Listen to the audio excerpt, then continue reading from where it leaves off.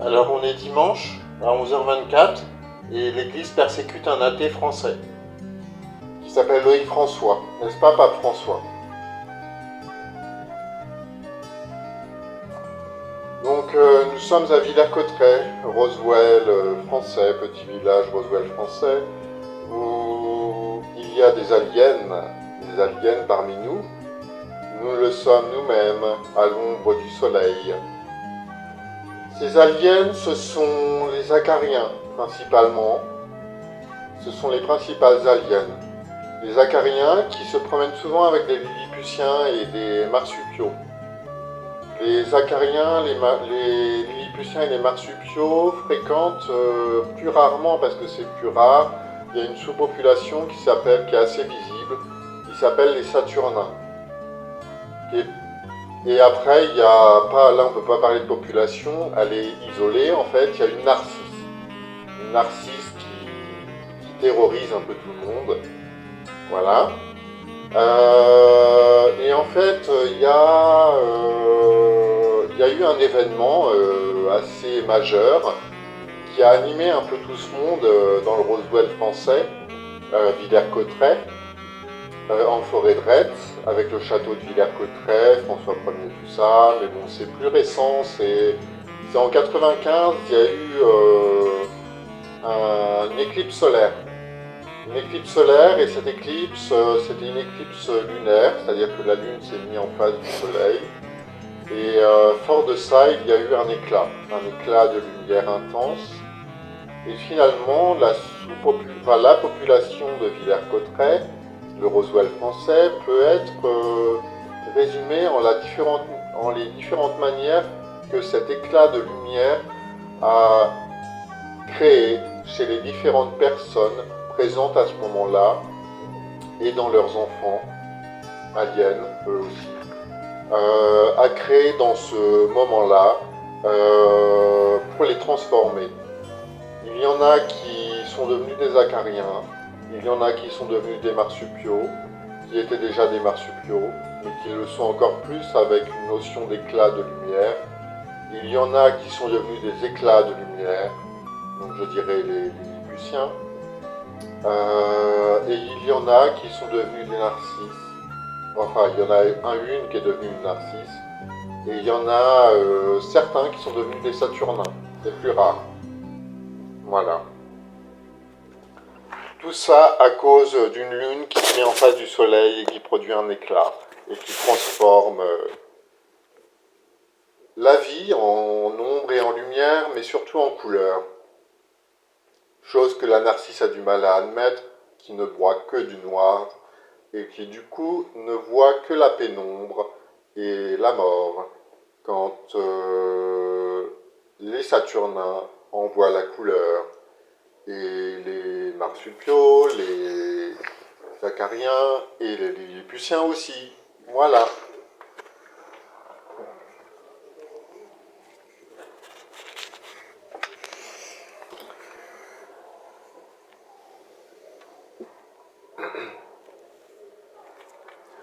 Donc Villers-Cotterêts, Roswell français, il y a parmi nous une espèce capricieuse, susceptible, jalouse.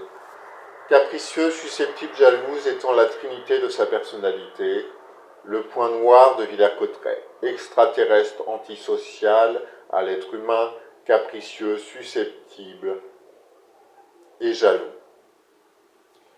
S'auto-flagellant elle-même de ses caprices, de sa susceptibilité, de ses bonnes idées, se nourrissant en elle-même d'une forme d'autoflagellation ou de flagellation. C'est sa manière de se nourrir. Voilà, c'est une extraterrestre menthe religieuse, une sorte de plante carnivore en Europe, qui se nourrit de sucre et qui est un peu diabétique. Voilà. Elle est très jolie à regarder.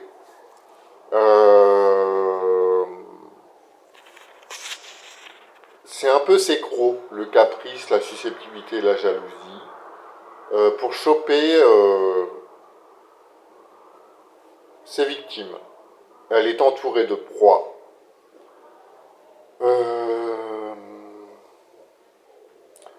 On leur dit pas, mais on essaie de clamer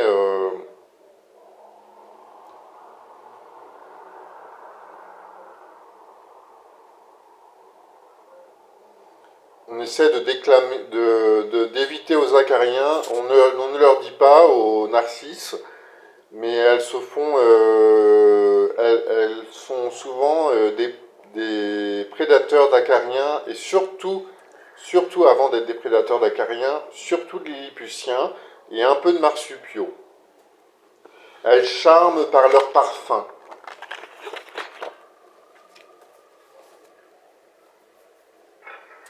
Alors dans cette éclipse solaire, les Saturnins sont ceux qui ont réussi à en voir une forme de vérité et la couleur de la vie.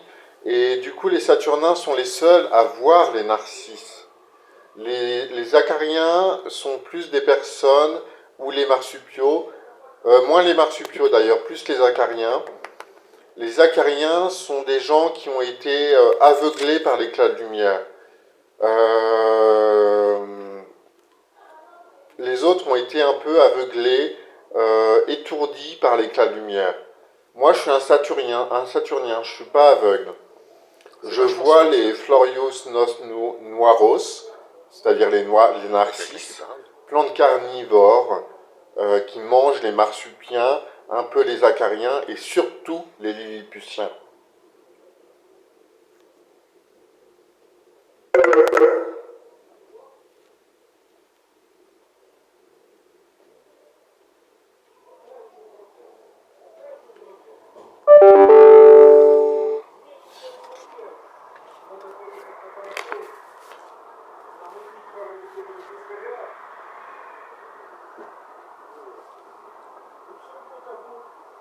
Donc c'est le fameux syndrome du Roswell français de Villers-Cotterêts, qui prend tout son nom.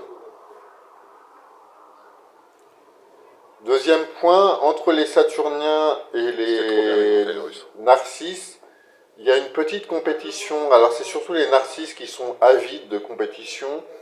Les Saturnins n'ont pas d'avidité dans la compétition. Les narcisses ont besoin de l'ombre des Saturniens. Les Saturnains n'ont pas besoin des narcisses en fait.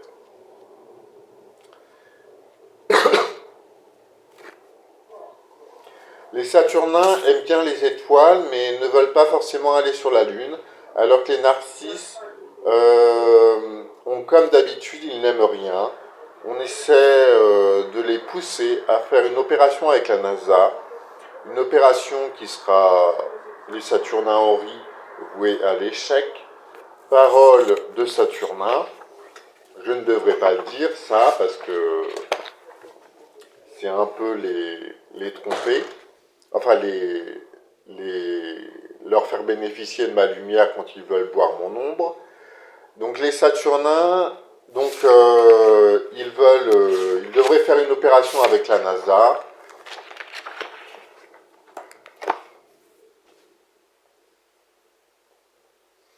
Tellement le narcisse fait un peu chier tout le monde, et le narcisse serait bien de se mettre en contact avec la NASA pour une opération sur la Lune. Comme ça, tout seul, il pourra être supérieur, il pourra être jaloux de lui-même, il pourra, tellement il est jaloux, il pourra être seul et glorifié et valorisé par la NASA, voilà. Et comme ça, il pourra être sur la Lune et arrêter de bouffer des marsupiaux, des acariens et des lilliputiens dans le Roswell français, et ce narcisse, il pourra s'épanouir en tant que narcisse sur la Lune, tout seul. Il se débrouillera pour l'écosystème. Un Saturnin sur la Lune, c'est possible. Mais bon, ça n'a peu d'intérêt parce que le Saturnin, ça fait par son ombre voir la lumière et la couleur de la vie. Donc ça pourrait amener de la vie sur la Lune.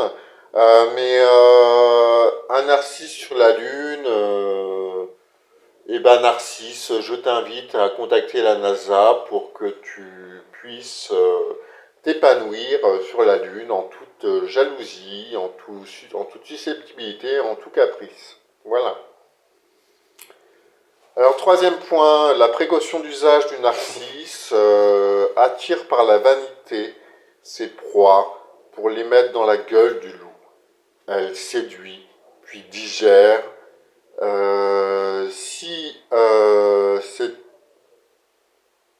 Elle digère le marsupio, le lilliputien ou l'acarien, il peut être digéré en saturnin ou en petite pierre.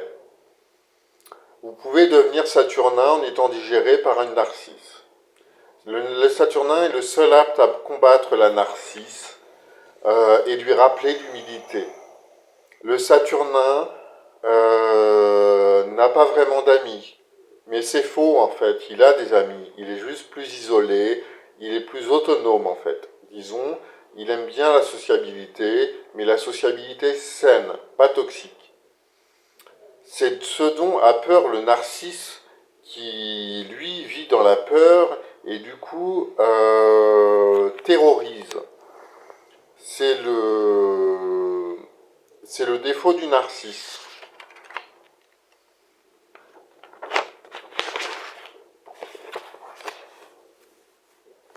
Le narcisse, il est vraiment seul en fait, même s'il est entouré d'adeptes, je dirais. Mais d'adeptes qui le valorisent lui, pas qui valorisent ses adeptes. Le Saturnin, il valorise les gens par l'humilité, par l'empathie, par la blague entre nous, par le partage. C'est un peu différent. Les acariens, les lilliputiens et les marsupiaux, les acariens n'aiment pas vraiment l'humilité et l'authenticité parce qu'ils voient ça comme une faiblesse. Bah forcément, puisque le narcisse leur dit que c'est une faiblesse, ils pensent que la fausseté est une arme. Mais en vérité, les acariens qui croient ça, c'est des acariens qui sont presque prêts à se faire dévorer par la narcisse. Et c'est des acariens qui, au fond, ont soit l'âme d'une pierre, soit l'âme d'un saturnin, mais qui n'est pas encore digéré. Les saturnins se débrouillent tout seuls.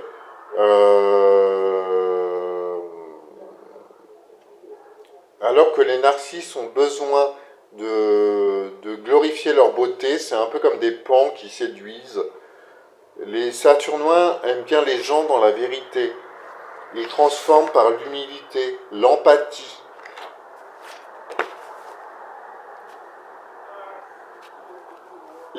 Pas certains acariens, pas tous, mais certains acariens veulent devenir des narcisses. Ils risquent par ce biais de devenir des cailloux plus que des narcisses. C'est un conseil de Saturnin, sachez-le.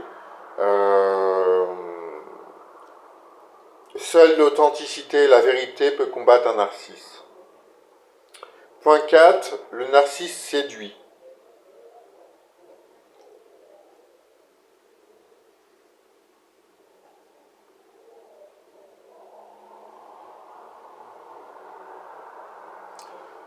Rares sont les acariens qui, dans le système digestif du narcisse, deviennent saturnins.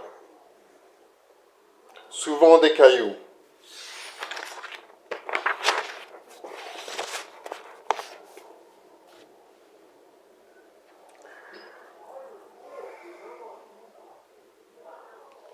Le saturnin aime bien les ambiances de co-construction de village. Le narcisse est seul, mais à cause de son côté antisocial, il vit entouré de proies à manger. Le saturnin vit seul, sans qu'il ne soit antisocial. Il aime empathiquement le partage non toxique avec les acariens, les marsupiaux et les lilliputiens. Les narcisses sont compétitifs, donc ils vous attireront et vous mangeront. Les acariens sont attirés par le narcisse. Ceux qui sont attirés par le narcisse, c'est qu'au fond, ils ont un peu l'âme d'un caillou ou d'un saturnin, en latence. C'est vachement silencieux. Moi, je conseille aux acariens qui sont dans ce cas de figure d'aimer l'authenticité, parce que c'est ce qui combat le narcisse. Ça évite de devenir un caillou.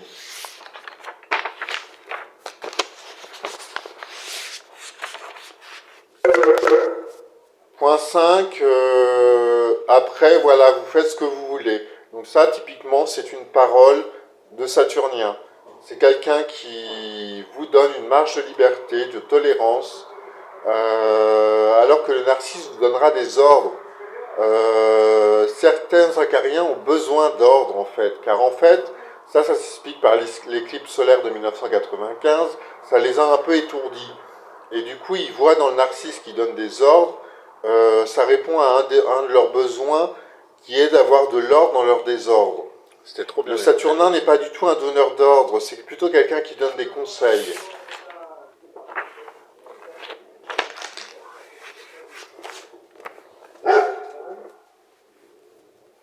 Le point 6, les acariens sont aveugles, ont été aveuglés par la lumière entre le Saturnin et le Narcisse, mais le Narcisse est aveuglé aussi en quelque sorte par la Lune.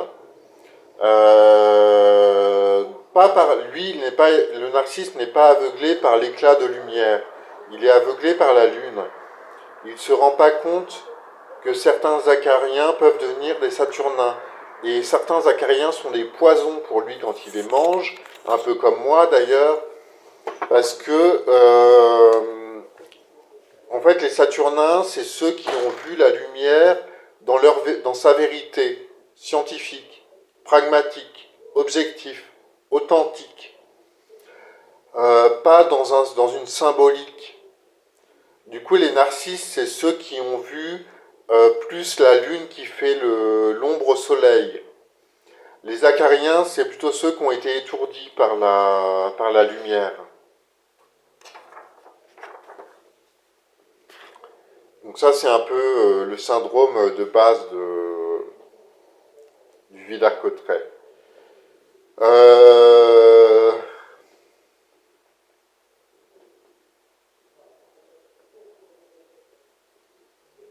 Les Saturnins ne sont pas avides de séduction comme les Narcisses. Par contre, ils résistent à tous les poisons. En fait, les Saturnins, c'est un peu des résistants. C'est des résistants à tous les poisons. Les Narcisses, ils sont plus dans la séduction, c'est des plantes plus fragiles au fond. Point 7, autre chose, les acariens ne sont pas assez valorisés. Les acariens, eux, ce qui fait leur valeur et leur talent, c'est la capacité à se transformer. C'est une espèce qui est très adaptable. C'est une espèce miroir.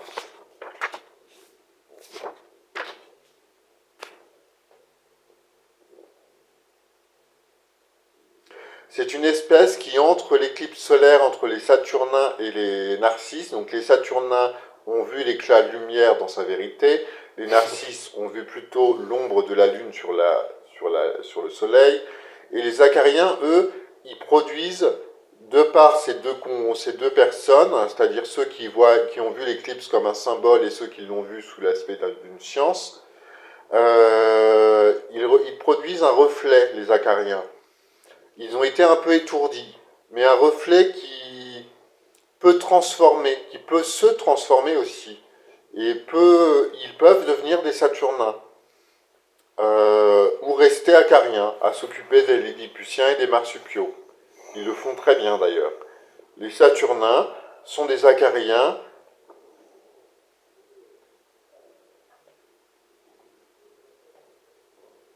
Ah oui, voilà, les Saturnins peuvent devenir des Narcisses.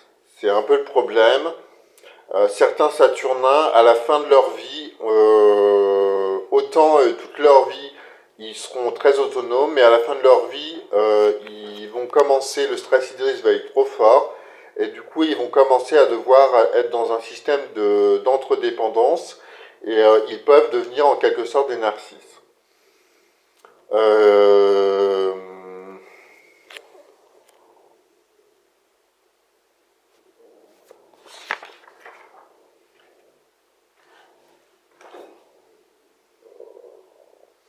les Saturniens ne font pas de cailloux. Les Saturniens mangent et font que des Saturniens. Les Narcisses avec les Acariens, font des cailloux ou des Saturniens. Les Acariens et les Saturniens sont des Saturniens seulement. Les Saturniens n'ont pas peur des Narcisses car ils sont authentiques et vrais. Ils sont comme un antidote à la digestion du narcisse, seul capable de tuer le narcisse, seul à pouvoir le tuer. J'ai une longue vie de Saturnien qui m'attend. L'histoire de l'éclipse solaire de 95 de Villers-Cotterêts, du Roswell français. Les Saturniens sont un poison pour les narcisses. Un jour, il est possible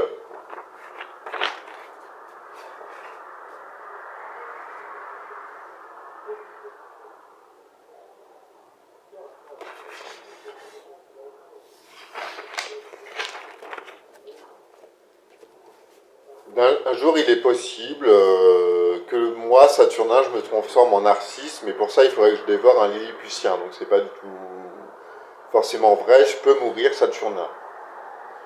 Point 8, le narcisse est faux. Il est faussement social, car il est faux. Il aime que les acariens l'acclament, c'est un faux social. Il est social juste pour manger des acariens. Le Saturnien, il est vraiment sociable. Il aime profondément les acariens et il ne cherche pas à les bouffer. Il cherche à être sociable, à s'amuser avec elles, à s'entre-amuser, il peut être seul, le Saturnien. Il est autonome seul. Mais il aime bien être avec la compagnie d'autres acariens.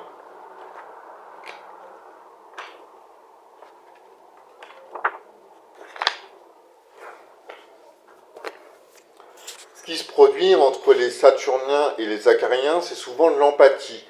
Le Saturnien transforme l'Acarien, la relation avec l'Acarien, il aime bien manger avec l'Acarien, il n'aime pas le manger. Et l'Acarien et le Saturnien, ça produit de l'empathie, de l'humanité, alors que le Narcisse, avec l'Acarien, ça va produire de la susceptibilité, de l'égoïsme, de la jalousie. Il est profondément antisocial. Et comment le narcisse digère l'acarien? Par des insultes. Alors que le saturnin digère pas vraiment l'acarien, puisqu'il ne le mange pas, mais de son rapport avec lui, produit de l'humanité et de l'empathie.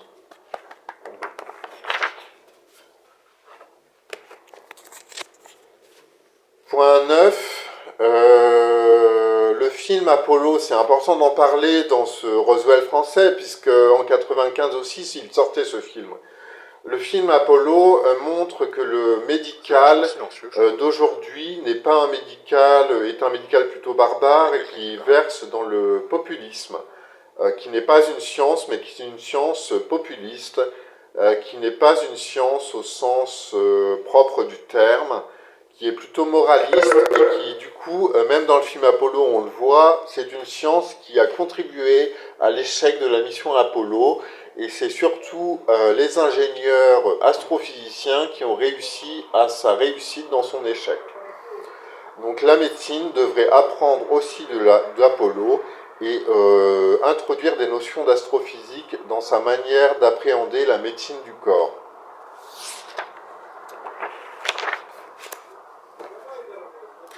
Point 10, les Lilliputiens.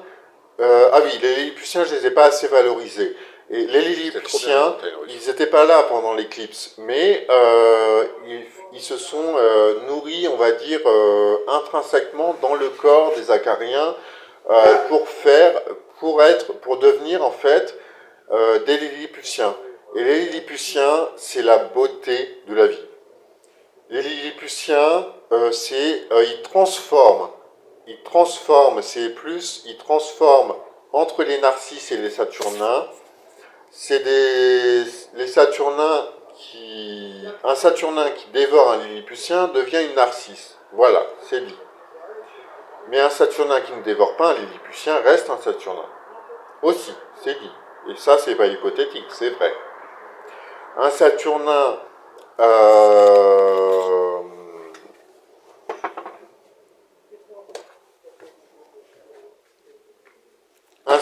est souvent un Lilliputien qui s'est fait dévorer par une narcisse au moment de l'éclipse. Mais lui n'est pas devenu un caillou, il est devenu un Saturnin. Les narcisses aiment les Lilliputiens. Et les Lilliputiens deviennent soit des cailloux, soit des Saturnins s'ils résistent. Les Lilliputiens, voilà, donc voilà, c'est ça que je voulais dire, surtout qui était important. Les Lilliputiens sont un peu une pierre philosophale. Ils peuvent être chéris par les acariens. Les Lilliputiens sont autant des individus qui doivent être aimés par leur père ou mère acarien, mais qui vont aussi devenir des acariens peut-être, ou des saturniens. Mais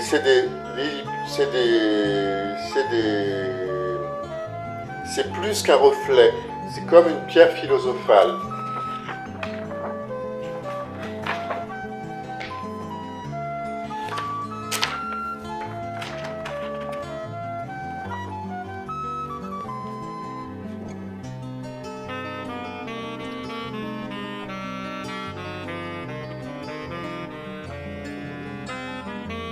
Les Lilliputiens, c'est un peu la pierre philosophale. C'est des acariens plus qui transforment les acariens, mais ils les transforment, ils les protègent en fait. Je dirais que c'est comme des anges gardiens. Ils les protègent et il faut les protéger aussi. C'est ceux qu'il faut le plus protéger et c'est à la fois ceux qui protègent.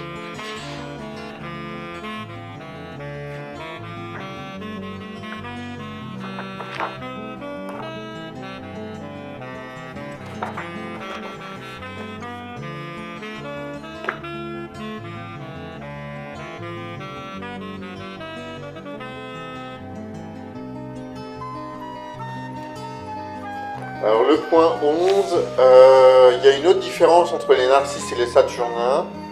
Les saturnins sont dans la compète, ils ont besoin des autres dans leur écosystème, ils sont plus fragiles donc. Ils sont dans un système d'autodestruction par rapport aux autres, car ils sont dépendants des autres mais dans une logique d'autodestruction. Ils sont énergivores et c'est comme ça qu'ils perdent la compète. Les Saturnins, ils ne sont pas compétitifs. Ils n'ont pas besoin des autres dans leur écosystème, ils sont résistants, ils sont en harmonie avec leur environnement et qu'importe le milieu. Ils ont des racines peu profondes, alors que les narcisses ont des racines moins grosses, mais ont des racines qui sont peut-être plus... qui cherchent à étouffer les autres racines, je dirais. Alors que les Saturnins sont des grosses racines qui sont plutôt à la surface. Ils sont plus adaptables et on peut les mettre dans n'importe quel milieu. Ils sont plus économes en énergie et ils n'ont pas besoin de la compète. Voilà ce que je pourrais dire. Et la dernière chose que j'ai envie de dire pour conclure, le point 12, c'est un peu le rapport entre le narcisse et le saturnien, mais finalement le rapport entre le saturnin et toute la société dans cette éclipse de 95, à la fois pour les Lilliputiens, mais aussi pour les acariens et les marsupiaux et les narcisses. Buvez mon ombre, buvez-la et voyez la lumière, puis la couleur de la vie, pas le noir de la mort de la narcisse. Ce n'est pas la lumière de la mort que vous voyez, c'est celle qui donne la couleur à la vie.